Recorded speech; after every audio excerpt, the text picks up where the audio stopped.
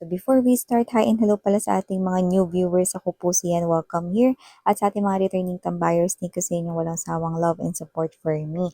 At kung hindi nyo pa po knows, may pa po tayong other channel. Link is down below sa ating description box, no? So sa channel na yan, no, ay may collective readings din tayo for all signs. No matter what your zodiac sign is, pwede kayong makinig at manood. Basta, just take only what resonates. And syempre, wala tayong gender dito sa babae, lalaki, LGBT, lahat welcome. Pwede rin magka-switch yung mga roles dahil ito ay isang general reading. And at the end of the day, palagi po kayong may free will na free nyo pong gamitin anytime, anywhere. So let's go ahead and check these messages right here for you, Pisces. Cross-watchers ni Pisces, welcome din. Merong Pisces sa kanilang natal or birth chart, welcome din. So, let's see. Archangel Michael, thank you so much, together with the angels and guides. Messages for Pisces, please. What the Pisces needs to know. Can you please show me? Pisces. What the Pisces needs to know.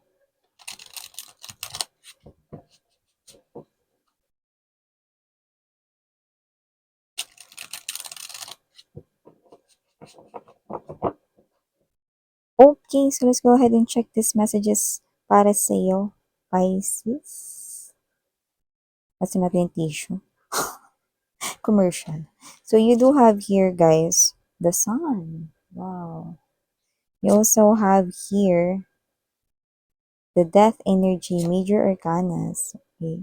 You also have here the four of coins, knight of swords, Tower energy, you've got 3 major arcanas, Temperance, 4 major arcanas, bottom of the deck, the full card, 5 major arcanas, 6, the moon, and the star. Wow! So it looks like Pisces, no? Naka-align rito, no, ang mga bituin sa inyo because you've got the sun, the moon, and the star. So definitely, no, may mga pagbabago rito at ito yung mga pagbabago nakikita natin sa inyo, guys, so na pwede ninyong antabayanan, no? At abangan. So, nakikita ko rito, no, na meron kayo ritong mga actions, no, nakikita ko rito na mabilis nakikilos yung brain ninyo, yung utak ninyo rito. So, may mga situations na darating, no, na parang meron kayong mga actions na bigla-biglang gagawin. Pero wag mag-alala kasi yun talaga yung lunas or solusyon doon. So, it could be different or specific situations na pwede ninyong i-deal, pero your brain, no, is giving you signal right here, no, na kung ano man yung mga gagawin mo actions or mga panlapat ng lunas na yun, mapa-career, trabaho, kaperahan, or connections with other energies or individuals, no, yun ay magtatagumpay with the Knight of Swords energy. Yes, may mga energies na balakid na parang haharang dito, pero yun ay malulusutan ninyo, no, dahil yun ay challenges at test lamang. So, maliban dyan, Pisces, nakita rin ako rito, no, ng energy na meron ditong gigising sa umaga na talaga namang may good news na bubungad sa inyo. So, nakikita ko rito, no, na may energy rito na magpapasaya sa inyo. So, it has something to do with something that you work hard with. Possible na promotion yan, posible makareceive ka rito ng email o tinawagan ka rito ng inyo ritong HR, ng boss mo rito, no, na ikaw, no, yun, nakita mo yung, ano, no, poster dyan, no, ng may parang trophy. So, it looks like champion ka dito. Ikaw yung napili dito. Hindi ka lang basta na-nominate, but you've talagang earned itong promotion na ito. Kung ito man ay promotion, no, you are the chosen one. At kung ito naman ay isang klase ng interview at hinihintay mo rito, no, na ikaw yung tawagan kasi posibleng nag-final interview ka na or pang ilang interview mo na to. So, definitely, ikaw yung maha-hire dito. I'm seeing you signing a contract. Kaya naman mga babes na with the unicorn sa inyong carpet dito, nakita ko ito that this is something here that you've manifested, no?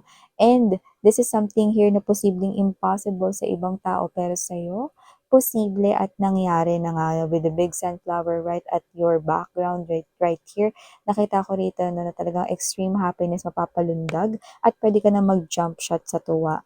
Pisces. So, maliban dyan, no, hindi lang yan about your career, no, pwede rin yan na baka sinagot ka na or ikaw ito na nireplyan rito ng crush or ng nililigawan mo. So, definitely a good news like champion ka dito. So, possible na may option siya rito when it comes to love, pero ikaw yung kanyang mapipili. Bongga! So, nakita rin tayo dito mga babes, yung iba ba dito galing ng surgery or meron kayong kakilala, family member, relatives, or loved ones na galing surgery. Nakakita tayo rito ng fast recovery. So, nakikita ko rito no, na positive yung news na marireceive ninyo about that loved one or kayo yan mismo no, na positive yung nakikita natin dito na result or outcome niyan. So, definitely a healthy you or mas magiging healthy pa kung sino man yung nagkasakit no, recently no, na inyong loved one. So, definitely great news here for you guys. And yun nga, nakikita ko dito na posibleng may makalimutan kayong importante sa inyong bahay, no? So, hindi ko naman kayo nakikita rito nagmamadali or whatsoever, no? Pero maaaring, meron kayo rito mawala sa isipan ninyo, baka yung wallet nyo, no? Nalagay nyo sa drawer ninyo, hindi nyo pala naipasok sa bag. Or meron kayo rito may iwan na importanteng gamit, no? Pisces. So, mangyari lamang, no, na posible kasi marami sa inyo hindi pa yung nangyayari. So, it could be a warning sign or parang paunang advice, no? Para i-check mo yung things mo, no? The night before, no? Lalo na kung may importante kang kailangan gawin, mapa-USB man yun, baka maiwan mo yun, naman maliit ng USB. Baka nandiyan yung report mo, yung PowerPoint mo rito or whatever. Kaya naman, make sure that your things are talagang kompleto. Yung iba naman, pwedeng may travel rito at possible na sa travel na yan, no, yung maiiwan mo pa talaga, no, yung isa sa parang lagi mong ginagamit or kailangan mo. Yan, no. So, may ganong klase ng energy. So, nakikita ko rin dito, no, na meron ditong energy kung saan possible, no, na magkaroon rito ng parang, hindi naman to as in, talagang big or malaking parang dapat niyo ikabahala, no? Pero posibleng magulat kayo rito. So, you will receive some kind of a news right here na parang it could be something here na parang may na-injured, na-aksidente, or whatsoever. Pero, yun nga na maaaring makaramdam kayo ng pag-aalala or whatever. Pero, don't worry. Kasi kung sino man yun, safe na safe, no? So, nakikita ko dito na para kasing dahil pasa-pasa na nga kasi yung parang mensahe na iiba na or na-deform, no?